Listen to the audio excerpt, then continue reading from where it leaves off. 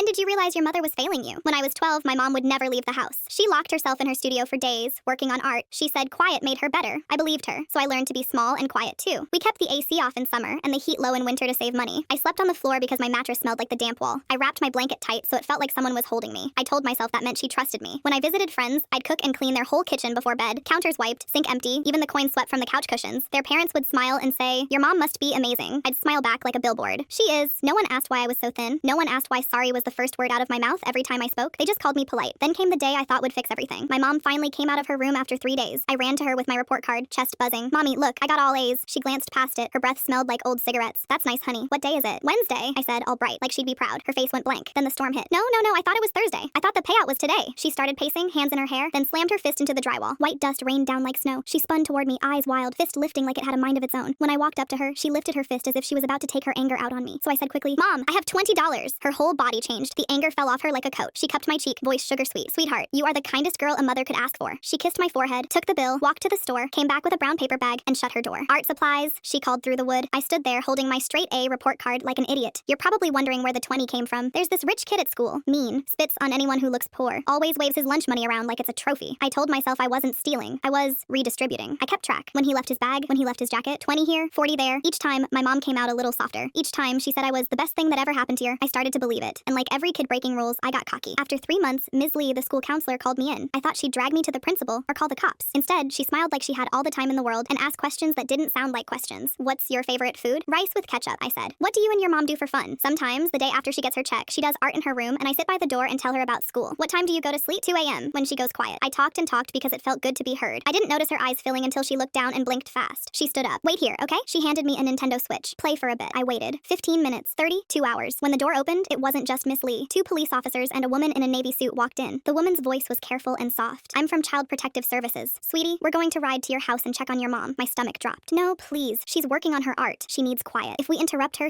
my voice broke. She'll be mad." But we were already walking to the car. On the drive, I stared at my hands and counted my breaths. At the house, my mom didn't answer the door. The officers said, "Wellness check," like it was a normal thing, like it didn't feel like a fire alarm in my chest. I told them the door was probably unlocked. Mom hated keys. They pushed it open. The air hit us like a wall. Sour smoke, damp walls, old takeout. I wanted to disappear. "I'll knock," I said, because some part of me still believed I could fix it. I tapped her door with my knuckles, the way she liked. "Mom, there are people here. They just want to talk." "Silence." "Ma'am," one officer called. No answer. Everything started moving fast. The second officer tried the handle. It turned. The door opened with a sticky sound. I braced for paint and canvases and jars of brushes. But what I saw made my jaw drop. There were no easels, no canvases, no paints. Just my mom on the floor, legs crossed in the middle of the room, a metal spoon and a lighter on the carpet. Black mold on the walls like bruises. The floor buried under cigarette butts. A ripped poster taped over the window to block the light. I was ready to beg them to take me anywhere but to stay here. One of the officers muttered something into his radio.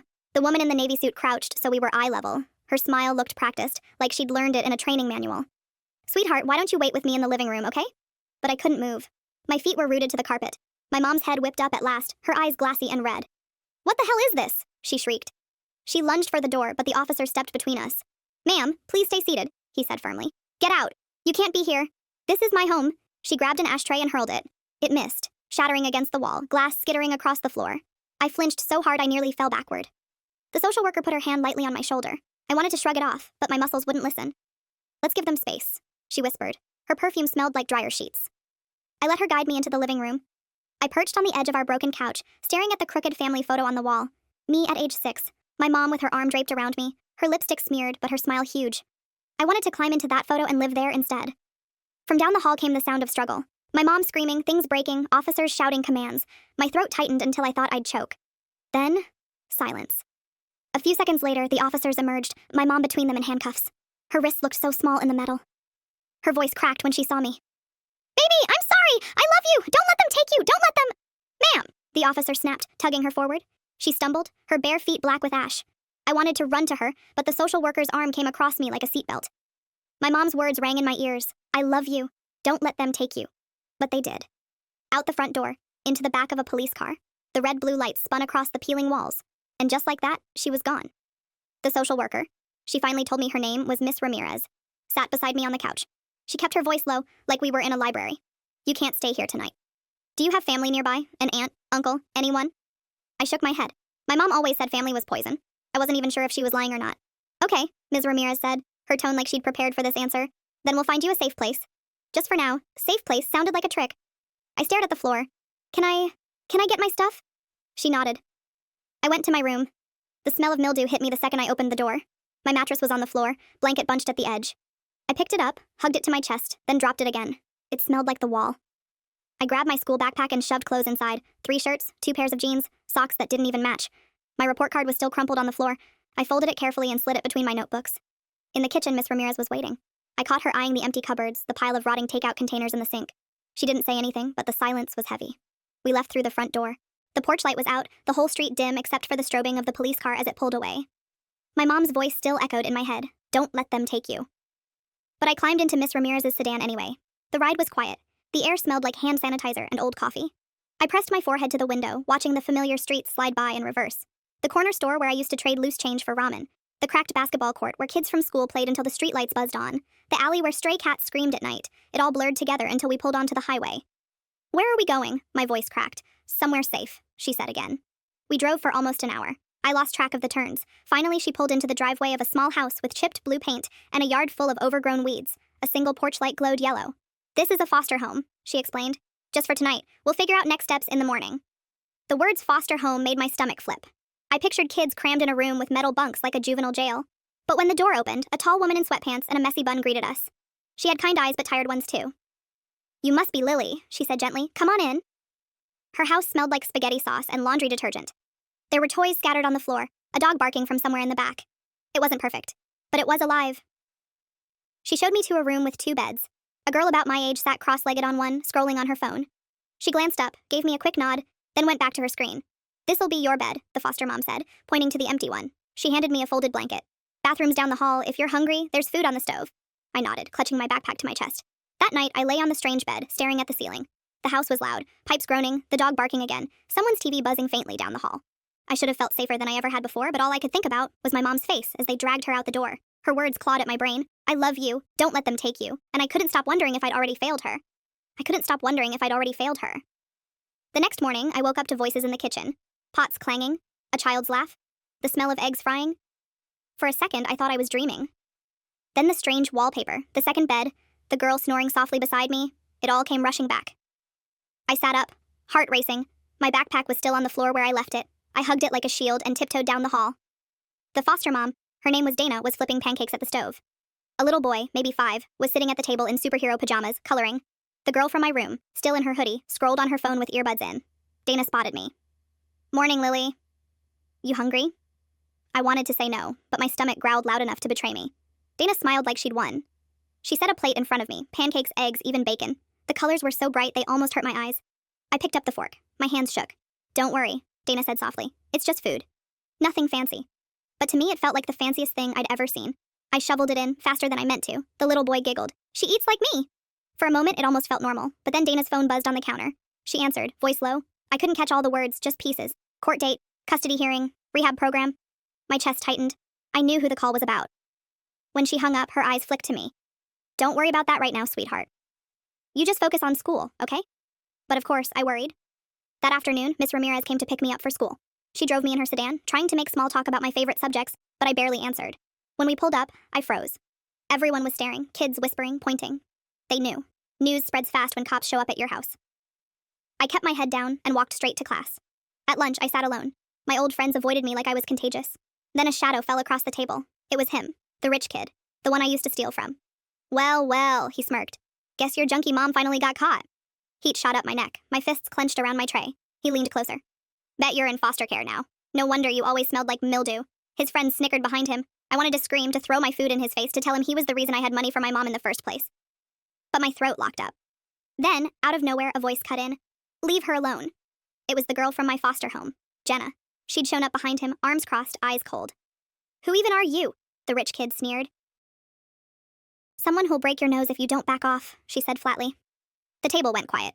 He laughed like it was a joke, but his smile didn't reach his eyes. He muttered something under his breath and walked off. I stared at Jenna, stunned. She shrugged. Don't mention it. You're with us now. That makes you family. The word family hit me like a punch. That night back at the foster home, I couldn't sleep. My mom's face kept flashing in my mind, her wrists in cuffs, her voice cracking. But so did Jenna's words. You're with us now. I rolled over and whispered into the dark. But for how long? Because I knew my mom wasn't gone. Not really. And I was right. A week later, Dana found me a backpack at the front door. It wasn't mine. Inside was a note, written in messy, rushed handwriting. Baby girl, I'm getting out. Don't listen to them. Wait for me. My stomach dropped. It was her. It was her. The handwriting was shaky, but I knew every curve of those letters. My throat tightened so much I could barely breathe. Dana must have seen my face because she crouched down. What is it, Lily? I shoved the note behind my back. Nothing. Just junk mail. Her eyes narrowed, but she didn't push. She just nodded and went back to the kitchen. I sat frozen, fingers clenched around the paper. My mom wasn't gone. She was out there, and she wanted me back. That night, I couldn't sleep. Every creak in the foster house made me jump. My brain kept replaying her voice. Baby girl, I'm getting out. Don't listen to them. Wait for me. The next afternoon after school, it happened. I was walking out with Jenna when I saw her. My mom. Standing by the fence in an oversized hoodie, hair tied back, eyes darting like she was being hunted. Lily! She hissed, waving me over. My chest seized up. I froze in place. Jenna frowned. You know her? Before I could answer, my mom stepped forward, yanking the hood down. Baby girl, it's me. Come on, we're leaving. My knees went weak. Part of me wanted to run to her, bury my face in her chest like when I was little. But another part, the bigger part, remembered the spoon, the cuffs, the black mold. Mom, you're not supposed to be here, I whispered. Her face twisted. Not supposed? Lily, I'm your mother. You think that social worker cares more about you than I do? Her voice cracked. Come on, don't make me beg. Kids were starting to stare. Jenna stepped in front of me like a shield. Back off, she said. My mom's eyes flashed. Who the hell are you? Get out of the way, teachers started spilling out of the doors, calling my name. My stomach flipped, everything blurred, and then she grabbed my wrist. Her grip was iron. We're going home. Right now, my heart slammed against my ribs. Jenna shouted, let her go! Someone yelled for the principal. I looked at my mom's face, the panic in her eyes, the sweat beading on her forehead. She was trembling, desperate. Her grip was so tight it cut into my skin. Mom, stop, I whispered, but my feet started moving anyway. She tugged me toward the gate like we were fugitives. Jenna was shouting now. Somebody stop her! Teachers were rushing across the yard, but my mom yanked harder, weaving fast through the crowd. Don't look back, Lily, she hissed. They'll try to take you away again. Do you want that? Do you? I didn't answer. My chest burned. Every step I took, half of me wanted to dig my heels in, scream for help. The other half wanted to melt into her arms because, even like this, it was still my mom. We reached the street. A beat-up car was waiting at the curb. Rust on the doors, engine running. A man with a scruffy beard sat in the driver's seat, tapping the wheel. His eyes flicked to me, then to her. Hurry up, he barked. Get in, Mom ordered. She shoved me toward the back seat. The inside smelled like smoke and gasoline. Fast food wrappers covered the floor. I sat down stiff as a board, clutching my backpack. Mom slid in next to me, slammed the door, and the car peeled away. My hands shook so hard I shoved them under my thighs to keep still. Who is he? I asked. Friend, she muttered, staring out the window. The man laughed. Don't worry, kid. You'll get used to me. The way he said it made my skin crawl. We drove for almost an hour, past streets I didn't recognize, past broken down houses, boarded up shops. The world outside got darker and dirtier with every mile. Finally, we pulled up to a crumbling apartment building, windows cracked, graffiti everywhere. A group of men smoked by the entrance, eyes following us as we climbed the stairs. Mom fumbled with a key and shoved open a door. The air inside was sour, like sweat, smoke, and something rotten. This is home, she said with a shaky smile. The living room was a mess. Stained mattress on the floor, piles of clothes in the corners. No art supplies, no canvases, just chaos. I stood frozen in the doorway, clutching my backpack like a shield. Don't look like that, Mom snapped. It's just for now. I'll get back on my feet. You'll see. She reached for me, smoothing my hair with trembling fingers. We're together again. That's what matters. Her touch made my heart ache. I wanted to believe her so badly, but when I looked around, all I saw was ruin. That night, I lay on the dirty mattress next to her. Her breathing was uneven, her hands twitching even in sleep. I whispered into the dark, I don't want to be here. But I didn't move, because some part of me still needed her. The next morning, the sound of voices woke me. Low, rough voices, men's voices. I sat up fast. My mom wasn't beside me anymore. The mattress dipped where she had been. The blanket crumpled in a pile. Through the thin wall, I heard laughter, then the pop of a lighter. My stomach tightened. I slipped out of the room, clutching my backpack. 3 men sat in the living room. The scruffy driver from yesterday, plus 2 others I'd never seen. One had a shaved head and tattoos up his neck. The other was missing half his teeth. They sat on the floor around the stained mattress, smoke curling from a pipe in their hands. My mom was with them. She was laughing too loud, her eyes red and shiny. When she saw me, she waved her hand like she was showing me off. This is my girl, she slurred. My Lily. Told you I'd get her back. All 3 men looked at me at once. My skin crawled. Cute kid, the tattooed one muttered. I hugged my backpack tighter. Go back to bed, baby, Mom said, her voice sharp now. This ain't for you. I wanted to say no. I wanted to scream that I hated it here, that I wanted Dana's pancakes, Jenna's steady voice, but my throat locked up. I just nodded and slipped back into the bedroom. I sat on the mattress, knees pulled to my chest, heart pounding. Through the door I heard everything, clinking glass, coughing, my mom's high-pitched laugh. At one point, a man's voice dropped low. You shouldn't have brought her here. She's my kid, Mom snapped back. Don't tell me how to raise her. The rest of his words were muffled, but I caught enough. Cops, social worker, risk. My chest went cold. They knew people were looking for me. Hours passed. I counted stains on the wall, listened to the pipes groaning, tried to block out the sounds from the other room. When Mom finally came back, her eyes were glassy. She dropped a bag of chips onto my lap like it was a gift. "See, I take care of you," she said. I opened the bag. The chips were stale. Still, I ate. She sat beside me, brushing my hair back. "I know it looks rough now, but I'll fix it, Lily. We'll get a place, just you and me. No one will ever take you away again." Her words sounded like a promise, but her hands were shaking so badly she couldn't even hold the bag closed. That night, I couldn't sleep. I kept hearing the men's voices, kept seeing the way they looked at me. And then, my phone buzzed. I'd forgotten it was still in my backpack. I pulled it out under the blanket. One new message from an unknown number.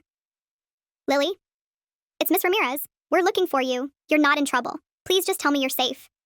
My heart hammered. My thumb hovered over the screen. I wanted to reply.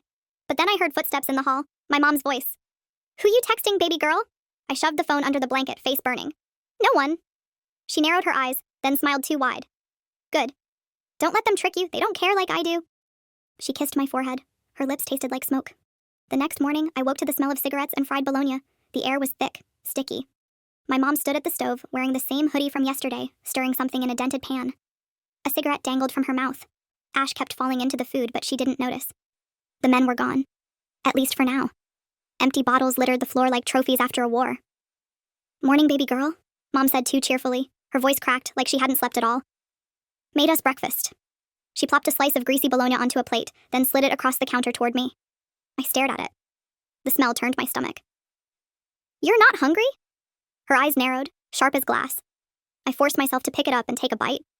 The taste was rubbery, bitter with smoke. My jaw worked slow, every chew louder than thunder in my ears. "That's my girl," she said, almost proud. Then she leaned on the counter, watching me too closely. "You're not thinking about them, are you?" "The foster lady. That Ramirez woman." My chest tightened. I swallowed hard. "No." She smiled, satisfied. But her smile scared me. It was the kind of smile people wear when they're losing something, but pretending they're not. The rest of the day blurred. She dragged me along to the corner store, where the clerk eyed us like we were thieves. She bought nothing but cigarettes, soda, and a lottery ticket. She kept scratching the ticket with shaking hands, muttering, "One of these days, Lily. One of these days we'll hit it big." When we got back to the apartment, the men were there again. Louder this time. Their voices filled every corner of the small space. One of them banged on the bathroom door, shouting at my mom to hurry up. Another sprawled across the couch that wasn't even hers, laughing at something on the TV. I sat in the corner, hugging my backpack, trying to disappear. Then one of them noticed me, the one with the missing teeth. He grinned slow, leaning forward. "Hey, kid. You know how to play cards?" Before I could answer, Mom rushed over.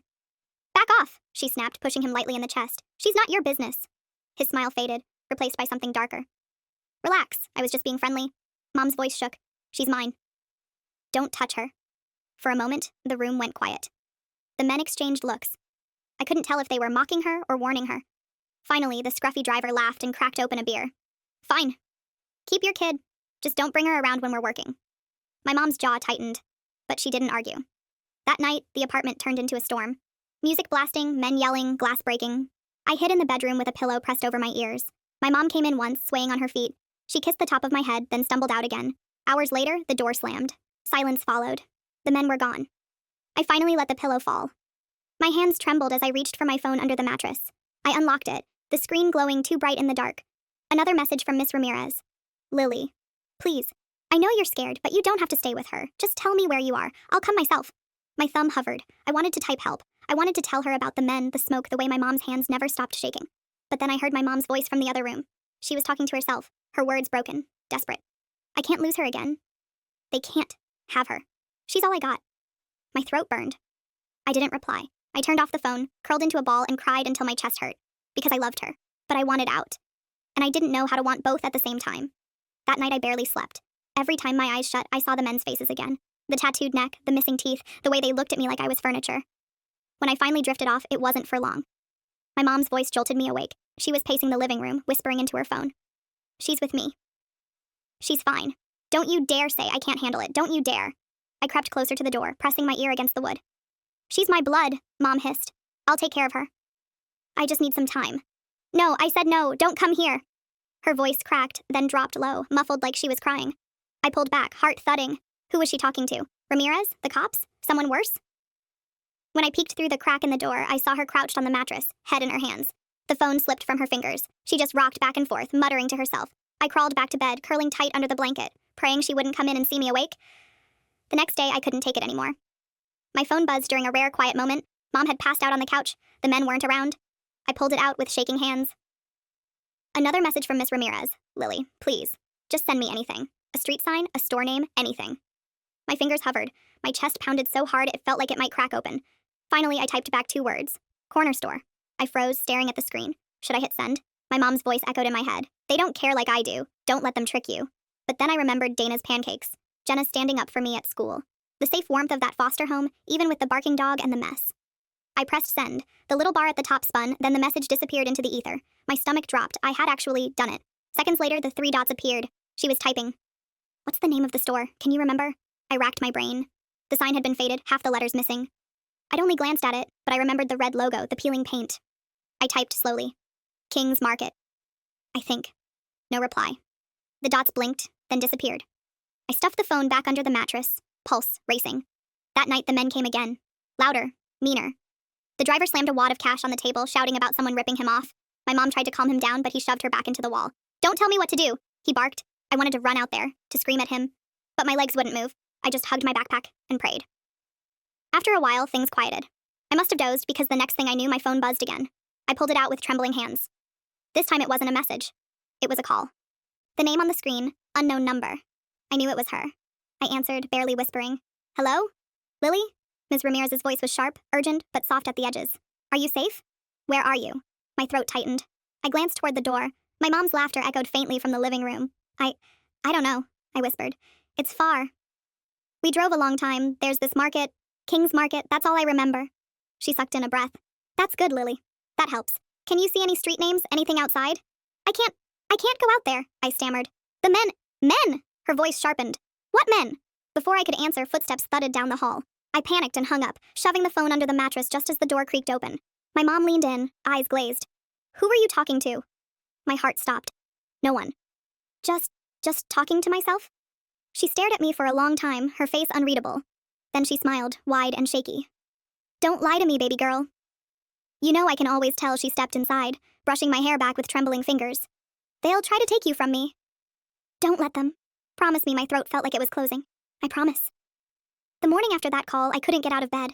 My body felt like it weighed 100 pounds. Every time I shut my eyes, I pictured Ramirez's voice, sharp and worried. What men? But I hadn't told her. Not really. Just enough for her to know I wasn't safe. The apartment was quiet at first, which scared me more than the shouting. My mom wasn't in the room. The mattress beside me was cold, sheets twisted. I sat up listening. Faint voices drifted in from outside, the men again, laughing at something crude, their boots heavy on the stairs. My heart hammered. I slipped my phone out from under the mattress and checked the screen. One new text. From Ramirez. We found King's Market. There are 3 in the county. I'm narrowing it down. Please hang on. 3? My stomach sank. I thought I'd given her enough, but it wasn't. She could end up in the wrong place, miles away. By the time she figured it out, I might be gone. I wanted to send more, to tell her everything. The broken apartment, the graffiti, the mold. But then I heard keys rattling in the lock. I shoved the phone under the blanket just as the door opened. Mom came in jittery, eyes darting everywhere. She carried a plastic grocery bag in one hand and a crumpled lottery ticket in the other. Lily, she said, too bright. Look, we almost won this time. Just 2 numbers off. Can you believe that? She laughed, but it sounded sharp, not happy. She tossed the ticket onto the floor and dug into the bag. Cigarettes, a soda. Nothing real. My stomach growled, loud. She glanced at me, then softened. I'll get us food later, baby girl. Promise. Her promises felt thinner every day. By the afternoon, the men were back. They reeked of beer and sweat. The tattooed one kicked his boots up on the table like he owned the place. The driver muttered about a deal gone wrong. My mom sat between them, pretending like she belonged there. They kept throwing glances my way. Each one made my skin crawl worse than the last. At one point, the missing teeth man leaned forward, pointing at me. She can't stay here. Too risky. You know that, right? My mom bristled. She's my daughter. She stays. The tattooed man shook his head. You're slipping, Sarah? You're bringing heat. The cops are already sniffing. Kid's a liability, Sarah. Hearing her name like that, stripped of mom, stripped of everything soft, made her sound like a stranger. Her hands shook, but her voice turned steel. Nobody's taking her. Not you, not them. She's all I got. The room went quiet. The men exchanged looks. Then the driver slammed his beer down. Fine. But if this blows back on us, it's on you. I hugged my backpack tighter, wishing I could disappear. That night, when everyone finally crashed, I pulled my phone out again. My fingers trembled as I typed. There's a mural near the store. Big blue bird. I saw it when we drove past. I hit send before I could lose my nerve. The reply came fast. That's good, Lily. Really good. That narrows it to one place. I'm coming soon. Hold on for me. Please. My chest swelled with something I hadn't felt in weeks. Hope. But hope was dangerous. Because just then, my mom stirred beside me, her eyes fluttering open. What are you doing? I froze, phone glowing in my hand. Nothing, I whispered. She sat up, snatched it from me, scrolled. Her face hardened as she read. Ramirez, she spat. You're talking to her? My throat closed. Mom, please! She slapped the phone against the wall. It cracked, pieces scattering. My heart shattered with it. You think she cares? She screamed, her voice raw, broken. She just wants to take you away. You're mine, Lily. Mine! Her body shook as she grabbed me by the shoulders, eyes wild. Don't betray me. Don't you dare. Tears burned hot in my eyes. I nodded fast, anything to make her let go. I cried myself to sleep. A few hours later, I woke to rough hands shaking my shoulders. The room was dark, the window still black with night. Up, my mom hissed. Her breath was hot, sour with smoke. We gotta go. Now I blinked hard, my heart already pounding. What? Why? It's still... They know, she snapped, cutting me off. Her eyes were wide, wild, darting around the room like shadows were chasing her. That woman, Ramirez. She's coming. I can feel it. We can't stay here. She was already stuffing things into a torn grocery bag. Cigarettes, the dented pan, loose cash crumpled into her fist. Her movements were frantic, sloppy, like she couldn't decide what mattered most. Get your stuff, Lily. Hurry. I clutched my backpack to my chest. It was the only thing I had, the only thing that was really mine. I wanted to say I couldn't go, that I wanted to stay. But the words stuck in my throat. Mom's hands shook as she yanked open drawers, shoving clothes into the bag. A pair of socks fell to the floor and she cursed, kicking them aside. We'll find someplace new, she muttered under her breath. Better than this dump. They won't track us. They won't take you. Her voice cracked on the last word. Minutes later, we were in the hallway. The air stank of cigarettes and bleach, the stairwell echoing with every hurried step. Mom's grip on my wrist was iron. Outside, dawn was just starting to leak across the sky, pale gray and pink. The streets were mostly empty, except for a few early buses groaning down the avenue. My mom pulled me along the cracked sidewalk, muttering about catching another ride. Then, flashing lights. Red and blue spilled across the street like paint. A patrol car crawled toward us from the corner. Behind the windshield, a shape leaned forward. I froze, my chest seized. It was her, Ramirez. Mom saw it too. Her whole body stiffened, then she jerked me closer. Don't look, she whispered harshly. Don't you dare. But it was too late. The patrol car slowed. Ramirez stepped out, her hair pulled back, her face pale but steady. Her voice cut across the empty street. Sarah, Lily, please, stop. My mom's grip tightened until my wrist throbbed. Run, she breathed, and then she yanked me into the road. Tires screeched. A horn blared as a truck swerved, missing us by inches. My knees buckled, but she pulled me harder, dragging me across the asphalt. Mom, stop, I cried. Behind us, doors slammed, voices shouted, boots pounded on the pavement, but my mom didn't let go. She never let go. Her nails dug into my skin as she yanked me down the street. The world tilted sideways, horns blaring, boots pounding, sirens swelling behind us. Faster, she screamed, breath ragged, hair falling into her face. I stumbled, knees scraping the asphalt, but she jerked me back up before I could even cry out. We tore past shuttered stores, broken glass crunching under our shoes. My backpack banged against my spine with every step. Stop! Police! The shout echoed, firm and sharp, from behind. I risked a glance over my shoulder. Ramirez was running, her jacket flaring, her eyes locked on me. Not my mom, me. Her mouth moved around my name. Lily! The sound nearly broke me, but Mom pulled harder, weaving us into a side alley. The stench of garbage and old beer slammed into me. Rats scattered across the wet pavement. My chest burned, every breath fire in my throat. They'll take you! Mom shouted, her voice cracking. They'll put you back in those cages and forget about me. Is that what you want? I shook my head, even though part of me wasn't sure anymore. We burst out onto another street, this one busier. Early workers waiting at bus stops, a bakery just opening, the sweet smell of bread colliding with the reek of smoke clinging to my mom's clothes. People turned, staring as we sprinted past. Help me! I wanted to scream, but the word never left my mouth. Behind us, the patrol car rounded the corner, lights flashing, doors slammed again. 2 more officers joined the chase. Ramirez's voice carried above them all. Stop! Please, don't do this! My mom's grip tightened until my wrist went numb. Don't listen! Don't you dare listen! She dragged me into another alley, this one narrower, darker. My lungs screamed for air. Her pace slowed, stumbling, but she didn't let go, not once. We reached a chain link fence at the end. She shoved me forward, boosting me up by my waist. The metal bit into my palms. I scrambled, legs kicking, backpack dragging me down. Go, Lily! She gasped. Go!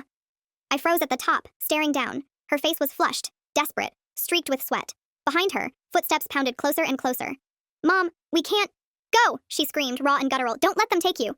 But then, Lily, stop! Ramirez's voice cut through the air. She appeared at the mouth of the alley, chest heaving, eyes wide with something between fury and pleading. I looked back down at my mom. She was shaking, her eyes wild, her fingers trembling as they reached for me. Please, baby girl, she whispered. Please. For a heartbeat, everything froze. Her voice cracked against the walls of the alley, echoing in my head. Please, baby girl. Please. I clung to the top of the fence, metal biting into my palms, my arms shaking with the weight of my backpack. The whole world seemed to hold its breath. The sirens fading, the footsteps pausing, even Ramirez's voice quiet for a moment. And I didn't move.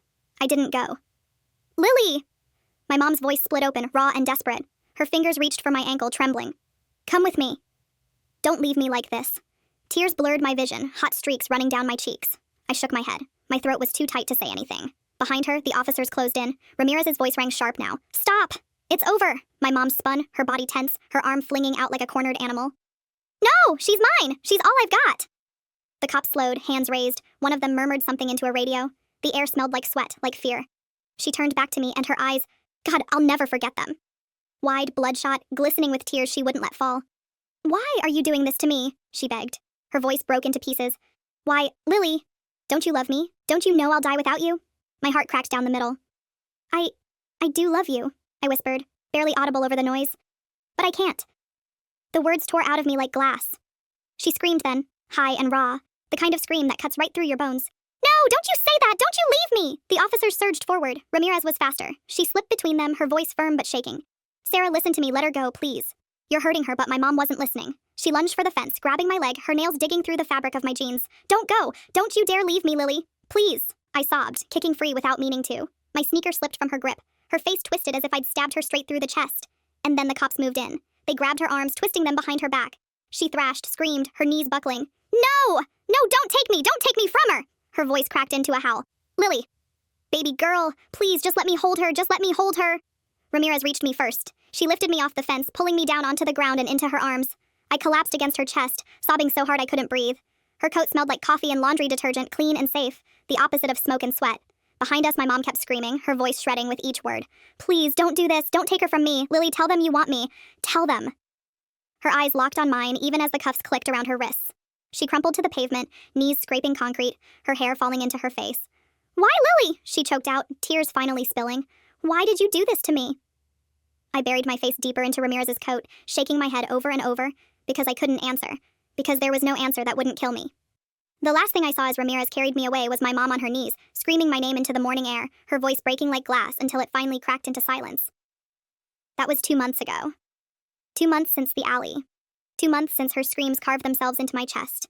2 months since I watched my mom's face twist into something broken, her wrists in chains. She's in county jail now.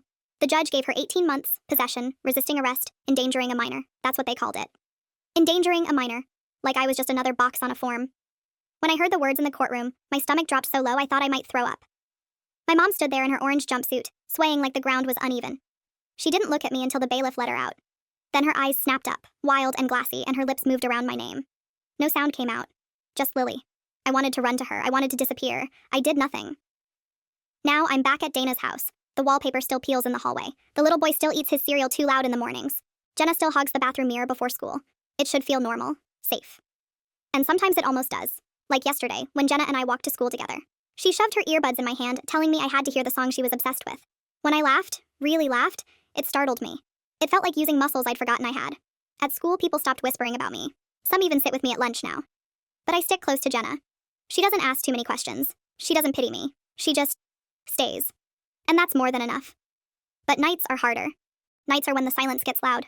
When I lie awake staring at the ceiling, waiting for my phone to buzz with her voice, even though I know it won't. Because now it's letters. The first one came 2 weeks after her sentencing. Then another. Then another. Messy handwriting on lined paper like the note she left in the backpack. Baby girl, I'm clean now, I promise. I dream about you every night. Please write me back. Just one word. I'll be better. You'll see. The next one was angrier. Why won't you answer me? Don't let them turn you against me. You're mine, Lily. You're all I have. Then softer again. I'm sorry. I didn't mean it. Please don't give up on me. They sit in a stack under my bed tied with a rubber band.